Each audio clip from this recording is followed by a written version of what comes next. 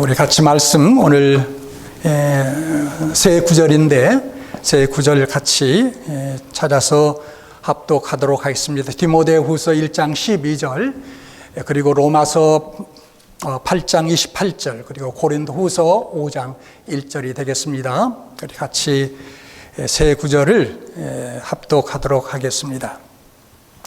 디모데후서 1장 12절 말씀 시작. 이를 인하여 내가 또 이 고난을 받되 부끄러워하지 아니함은 나의 의뢰한 자를 내가 알고 또한 나의 의탁한 것을 그날까지 저가 능히 지키실 줄을 확신함이라. 그 다음 말씀 우리 로마서 8장 28절이 되겠습니다. 시작. 우리가 알거니와 하나님을 사랑하는 자 곧 그 뜻대로 부르심을 입은 자들에게는 모든 것이 합력하여 소원을 이루느니라. 자, 그리고 마지막 고린도후서 5장 1절이 되겠습니다. 시작. 만일 땅에 있는 우리 장막집이 무너지면 하나님께서 지으신 집 곧 손으로 지은 것이 아니요 하늘에 있는 영원한 집이 우리에게 있는 줄 아느니라. 세 구절 말씀인데 여러분 성경을 보고 읽으신 분도 있겠지만 여기 모니터를 보고 읽으신 분도 있겠는데 이번만은 모니터를 보시면서 세 구절 다시 한번 읽겠습니다. 읽으실 때 빨간 글로 표시된 조금 희미하긴 희미한데 아는이다, 안다라는 그런 단어에 주목하면서 같이 한번 읽도록 하겠습니다. 우리 처음에 돌아가셔서 디모데후서 1장 2절에 오케이 저기 보면 우리 같이 읽겠습니다. 시작. 이로 말미암아 내가 또 이 고난을 받되 부끄러워하지 아니함은 내가 믿는 자를 내가 알고 또한 내가 의탁한 것을 그날까지 저가 능히 지키실 줄을 확신함이라. 자, 그 다음 두 번째 말씀 로마서 8장 28절입니다. 시작. 우리가 알거니와 하나님을 사랑하는 자 곧 그 뜻대로 부르심을 입은 자들에게는 모든 것이 합력하여 선을 이루느니라. 그리고 마지막 말씀 고린도후서 5장 1절이 되겠습니다. 시작. 만일 땅에 있는 우리의 장막집이 무너지면 하나님께서 지으신 집 곧 손으로 지으신 것이 아니요 하늘에 있는 영원한 집이 우리에게 있는 줄 아느니라. 아멘. 하나님의 말씀입니다. 우리는 모든 것이 불확실한 시대에 살고 있습니다. 국제적으로 볼 때도 어제의 우방이 오늘의 적국이 되기도 하고 수십 년 동안 적국이었던 나라들이 우방이 되기도 하는 변화무쌍한 시대에 살고 있습니다. 개인적으로도 볼 때도 며칠 전까지는 재벌 총수였는데 하루아침에 적폐 청산의 대상이 되어 감옥에 가기도 합니다. 아무도 내일 일을 예측할 수 없는 세상에 살고 있습니다. 오늘 아침에 타고 나간 차를 다시 저녁에 오후에 타고 올 수 있을지 모르고 언제 암이나 심장마비가 찾아올지도 모르는 불안하고 불확실한 세상에 살고 있는 것이 우리의 현실입니다. 그러나 기독교인들에게는 절대로 흔들리지 않는 확실한 몇 가지 사실이 있습니다. 우리가 소망을 걸어도 절대 안전한 전능하신 하나님과 그리고 어제나 오늘이나 영원토록 동일하신 우리 주 예수 그리스도와 그리고 매일매일 우리와 동행하시는 성령 하나님이 계시기 때문입니다. 이러한 확실한 사실 때문에 이 세상 모든 것이 사라진다 할지라도 우리가 때로는 쓰러지고 실패한다 할지라도 성삼위 하나님을 믿는 우리에게는 세 가지의 확실하게 보장된 것들이 있다라는 사실입니다. 오늘 본문에 보면 이 모든 세 가지의 확실한 사실은 안다라는 말로 표현되어 있습니다. 여기 안다라는 말은 그저 지식적으로 머리로서 아는 것 정도가 아니라 전인격적으로, 다시 말하면 구체적이요, 개인적이요, 체험적이요, 그리고 확실하게 아는 것입니다. 그래서 오늘은 이 세 가지 위대한 보증, 우리 믿는 사람들에게 하나님께서 약속하신 이 세 가지에 대해서 말씀을 함께 나누는 가운데 은혜를 나누기를 원합니다. 첫째, 우리의 구원의 확실성입니다. 여러분들은 지금까지 신앙생활 해오시는 가운데에 구원의 확실성에 대해서 어떻습니까? 구원에 대한 확실성을 갖고 교회에 오시고 예배도 드리고 그동안 신앙생활 하셨습니까? 아니면 아직도 긴가민가 그런 가운데 있습니까? 사람이 구원에 대한 확신을 가질 수 있겠습니까? 내가 하나님 아버지를 정말 나의 하나님, 나의 아버지로 믿을 수 있느냐라는 사실입니다. 거기에 대한 확신을 우리가 정말 가질 수 있겠습니까? 솔직히 말해서 저는 어릴 적부터 교회에 다녔지만 갖지 못했습니다. 대학교 1학년 때까지 갖지 못했습니다. 하나님의 은혜로 누구도 부인할 수 없는 나 자신을 포함해서 확신을 갖게 되었습니다마는 오늘 사도 바울은 디모데후서 1장 12절에서 이를 인하여 내가 또 이 고난을 받되 부끄러워하지 아니하면 나의 의뢰한 자를 내가 알고 또한 나의 의탁한 것을 그날까지 저가 능히 지키실 줄을 확신함이라고 말하였습니다. 사도 바울은 분명히 이 확신을 가지고 있었습니다. 하나님께서 자신의 구원을 끝날까지 지키실 것이라는 것을 확신하고 있었다라는 말씀입니다. 그런데 어떤 사람들은 우리가 최후 심판대 앞에 설 때까지 구원의 확신을 가질 수 없다고 말하는 그러한 주장을 갖고 있는 사람들도 있습니다. 그러나 여러분, 이것은 성경에 맞지 않습니다. 만약 행위 결과로 우리가 구원을 얻게 된다면 사실 구원을 잃을 수도 있습니다. 그러나 여러분, 우리가 어떻게 구원을 얻는다고 성경이 말씀합니까? 바로 믿음이죠. 우리 행위가 아니라 믿음으로 구원을 얻는다고 말합니다. 행위로 구원을 얻는다고 한다면 여러분, 행위라는 것은 어떻습니까? 오늘 좋았다가 내일 나빠질 수 있는 것이죠. 그렇다고 보면 사실 오늘 구원을 받았다가 내일 가면 내 행위가 나빠지니까 구원을 잃게 됩니다. 하루는 얻었다, 하루는 잃었다, 하루는 또 얻었다, 잃었다. 마치 저 북한의 독재자 김정은이라는 작자가 자기 후야의 장군들의 별을 떼었다 붙였다 계속 그런 것과 여러분 다를 바가 뭐가 있겠습니까? 여러분, 우리 하나님이 우리의 구원을 주었다 뺏었다 주었다 뺏었다 여러분 그런 하나님이시겠습니까? 그럴 수 없죠. 우리의 구원이라는 것이 행위로 말미암는 것이라면 사실 우리는 우리의 구원에 대해서 확신이 불가능합니다. 우리는 계속 불안 가운데 살 수밖에 없는 것입니다. 그러나 놀랍게도 성경은 분명히 우리에게 이야기합니다. 믿음을 통해서 우리가 구원 받는다고 이야기합니다. 그런데 불행스럽게도 오늘날 세상에 또 특별히 교회에 나오는 많은 분들이 하나님께서 제시하신 우리의 구원의 조건에 대해서 이상하게 달리 생각하는 것들이 있다라는 거예요. 구원을 가지고 우리의 쌓은 공덕으로 선행의 그러한 일로 혹은 좋은 성품으로 혹은 교회에서 받는 세례로 혹은 교회의 원이 되는 것으로, 다시 말하면 어느 교회에 멤버십을 가진 것으로 구원을 얻을 수 있다라고 그렇게 생각하는 사람들도 있습니다.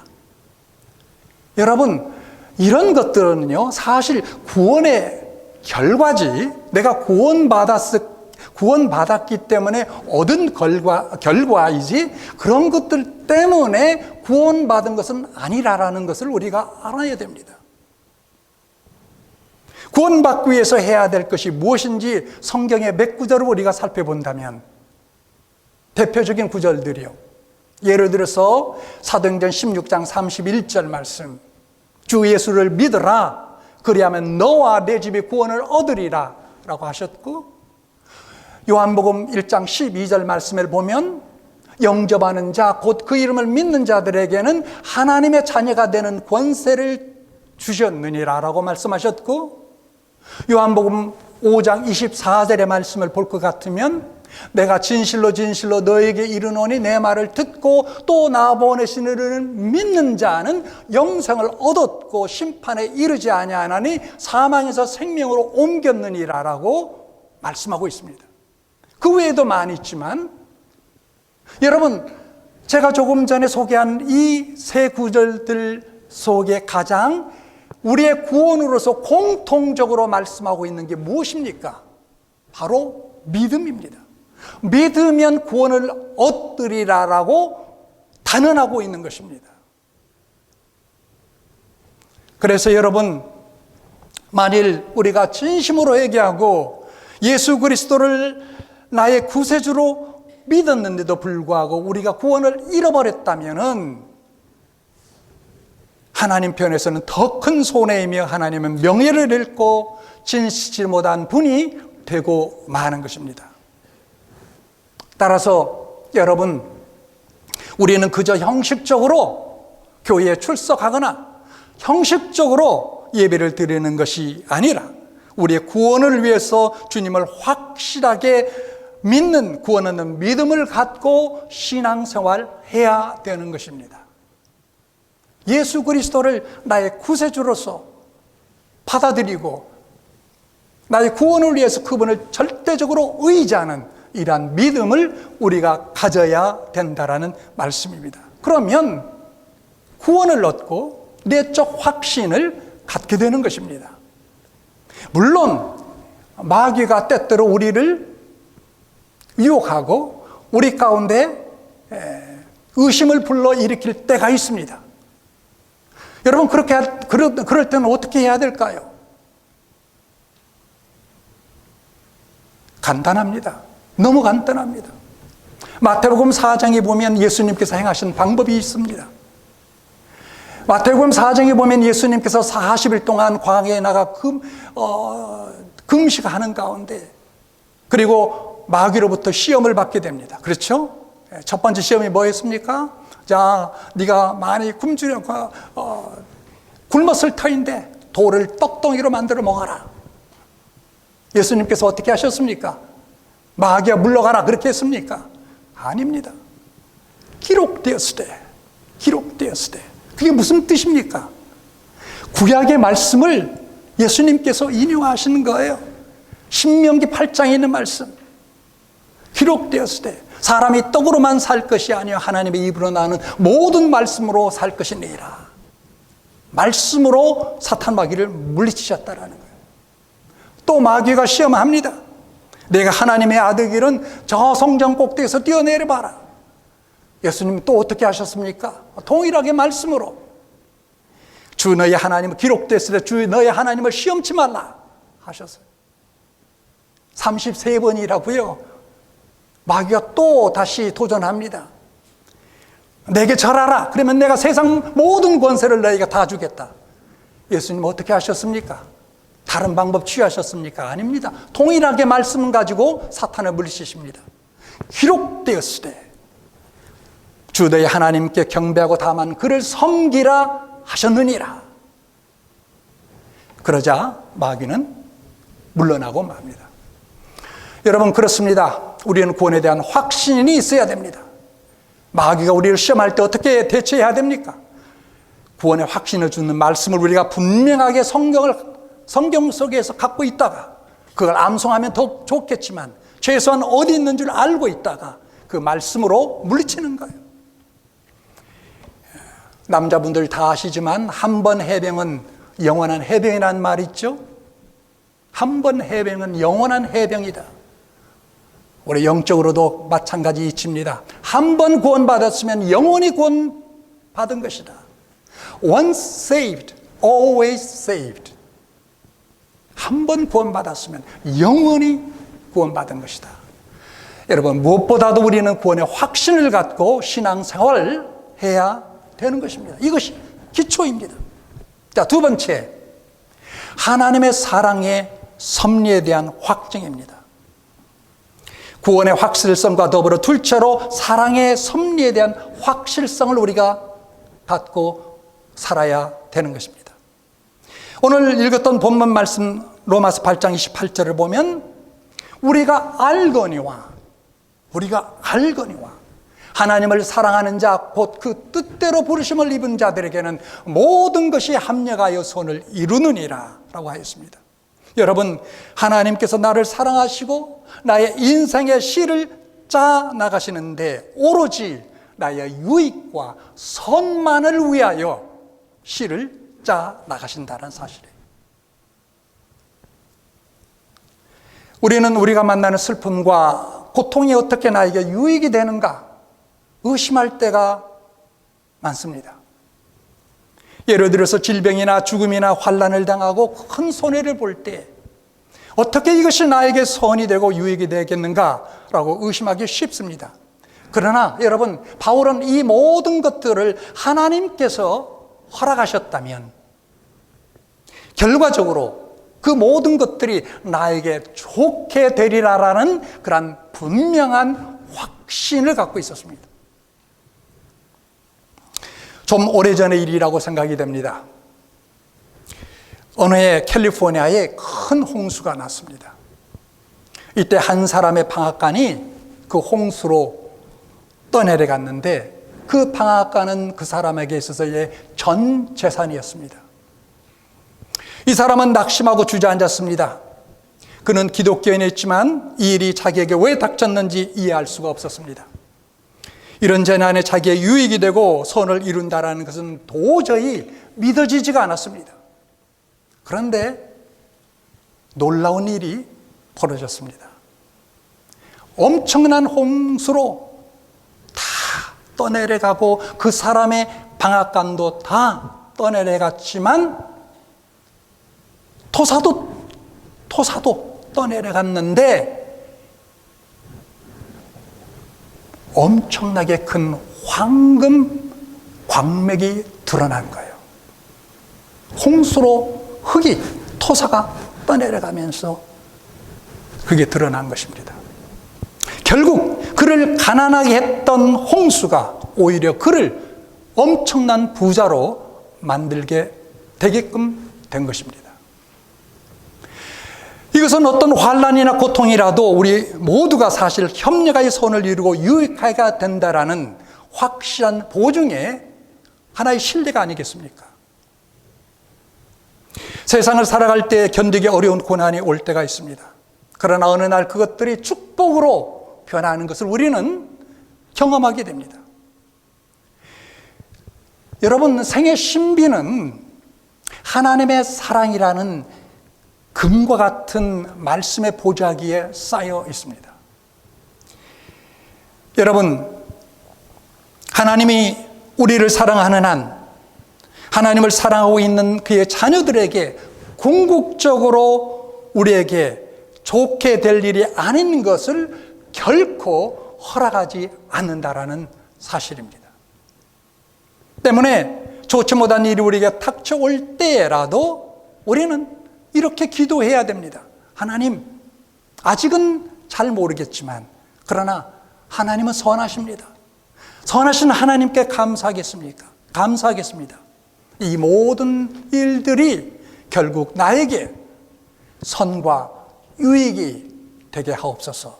그러게 할 줄 믿습니다 라고 오히려 하나님 앞에 감사하며 찬양하며 우리는 나가야 되는 것입니다. 밥 존스라는 목사님이 시골 교회로부터 설교 부탁을 받고 어느 날 차를 몰고 가는데 그 전날 내렸던 큰 비로 말미암아 만들어진 진흙 구덩이에 차가 빠져버리고 말았습니다. 그래서 이제 더 이상 오고 할 수 없는 그런 난처한 상황에 빠졌는데, 할 수 없이 이 목사님은 지나왔던 그 길을 1마일 정도 걸어가서 지나왔던 어떤 집을 찾아갔습니다. 도움을 얻기 위하여 찾아갔습니다. 그리고 집 앞에 서서 현관에 문을 두드리는데, 주인 같은 성인 한 분과 그리고 5 아이들이 있었습니다. 방 안에 울고 있는 5 아이들을 달래는 그 주인에게 무슨 어려운 일이 있었습니까? 라고 밥 존스 목사님이 물었습니다. 그랬더니, 예, 내 아내가 이틀 전에 세상을 떠났는데 아이들이 어머니를 보고 싶다고 이렇게 울어서 내가 아이들을 지금 달래고 있는 중이었습니다. 목사님은 자기 차가 구덩이에 빠졌던 것도 잊어버리고 방에 들어가서 그 아이들의 아빠와 함께 아이들을 달랬습니다. 그리고 나서 묻습니다. 당신의 아내가 기독교인이었습니까? 예, 아주 훌륭한 교인이었습니다. 그러면 당신도 교회를 다니셨습니까? 당신도 예수를 믿습니까? 했더니 아니요. 그러나 내 아내가 세상을 떠나기 전 천국에서 함께 꼭 만나자고 하길래 제가 약속을 했습니다. 그렇게 말하였습니다.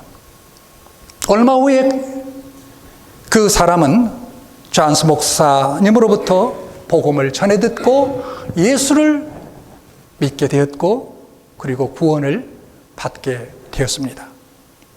후에 존스 목사님은 자기 차가 왜 진흙 구덩이에 빠진 것을 깨닫게 되었습니다.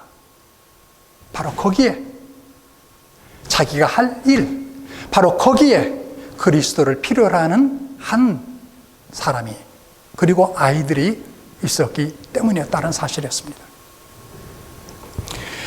여러분, 때로는 하나님께서 우리의 발걸음을 돌이켜서 전혀 예측하지 못했던 다른 길로 가게 하실 때가 있는데, 그 까닭은 바로 거기에 우리가 할 일이 있기 때문입니다.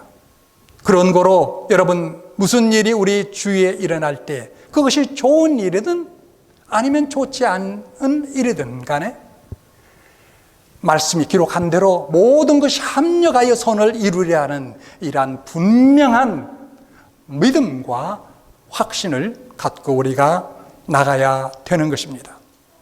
셋째로, 우리가 꼭 기억해야 될 또 하나의 중요한 보증이 있습니다.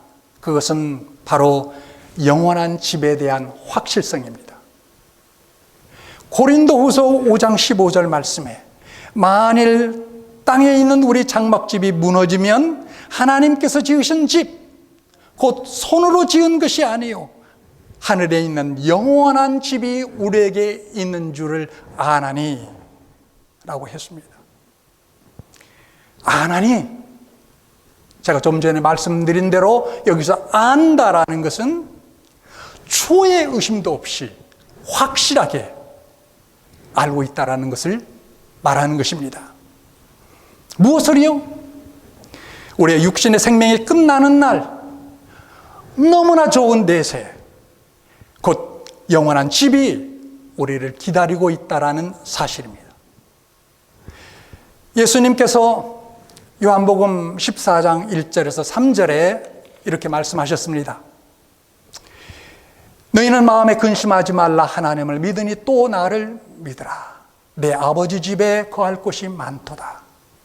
그렇지 않으면 너에게 일렀으리라.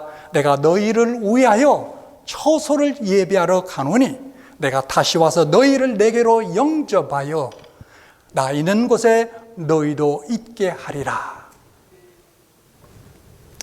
여러분, 우리가 세상에 사는 날 동안 좋은 집 갖지 못하고 그 가운데 살지 못한다 할지라도 우리가 예수 그리스도를 확실히 믿기만 하면 이 세상에 어떤 집과 비교할 수 없는 놀라운 영원한 집이 우리에게 예비되어 있는 줄 믿습니다. 아멘. 캘리포니아의 산타클라라 밸리라는 곳에 세상에서 가장 큰 집이 있다고 합니다. 그 집은 1890년, 그러니까 지금으로부터 약 130년 전에 태어난 한 부유한 과부가 지은 집인데, 처음에는 그냥 보통 일반 집과 같았는데 계속 방을 넓히고 어디션 한 거죠. 계속 짓고 해서 무려 18에이카를 덮을 정도의 큰 집을 지었다고 합니다. 그런데 그 사연이 참 너무나 기가 막힌 거예요. 왜 그렇게 큰 집을 지었는가? 그 이유는 이 여자가 집을 계속 지으면 죽지 않으리라라는 그러한 미신을 갖고 있었기 때문이라고 합니다. 그러나 이 여자에게도 죽음은 찾아왔습니다. 이것이 우리의 모두의 운명입니다. 사도 바울은 우리의 몸을 집에 비유했습니다. 우리의 몸은 집과 같다. 그런데 아무리 이 집이 튼튼하고 건강해 보이지만 어느 날 예측도 할 수 없이 죽음이 와서 이 집을 무너뜨릴 것이라고 했습니다.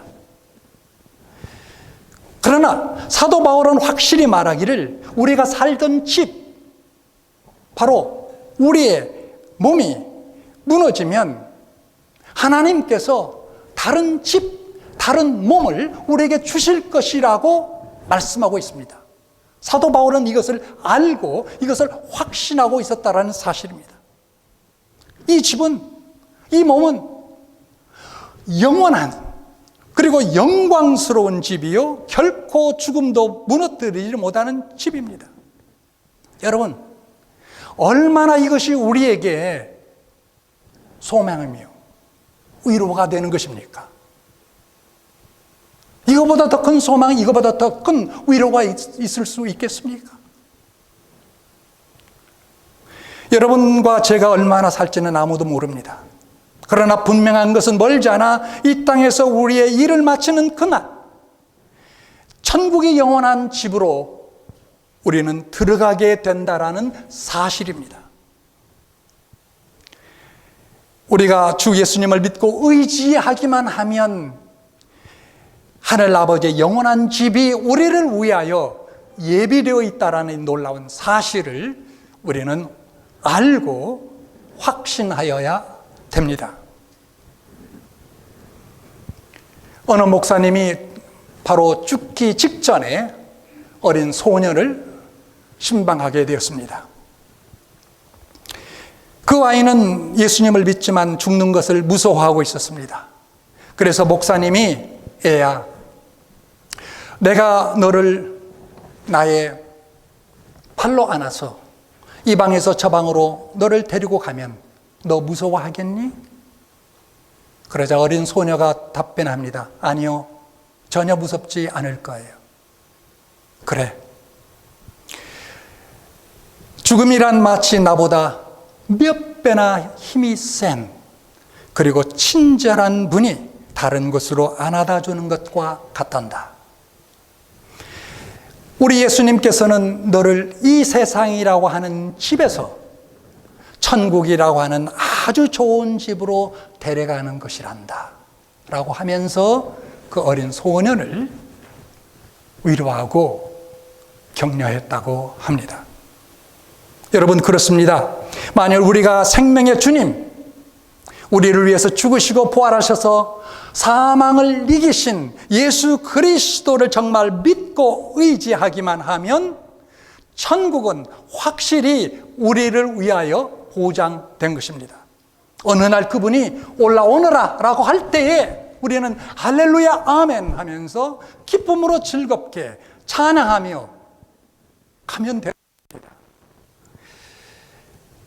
그때는 이 세상의 모든 고통과 슬픔, 우리가 겪었던 모든 시련들을 훌훌 털어버리고 우리의 사랑하는 주님과 함께 영원히 복된 삶을 시작하게 되는 것입니다. 여기에 우리의 확실한 보장이 있습니다.